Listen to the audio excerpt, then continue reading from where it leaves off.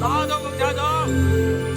有好多人覺得我哋反送中嘅抗爭已經完咗啦，但係其實我哋嘅打壓根本完全都未停過。咁而家香港面對中共嗰種侵略所產生嘅自我審查啦，或者係嗰種不安嘅情緒，因為慢慢咧變成一個紅區嘅情況，就好似以前台灣經歷白色恐怖嘅時候，咁香港就經歷呢個紅色恐怖咯。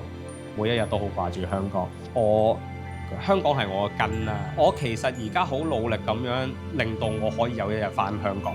我好希望透過我啲活動，透過好多唔同嘅連結，同民主國家有共同價值嘅人嘅連結，然之後可以真係可以幫我推到呢個極權，然之後俾我返到去屋企。禮拜暗時7點半，台灣技術鋪。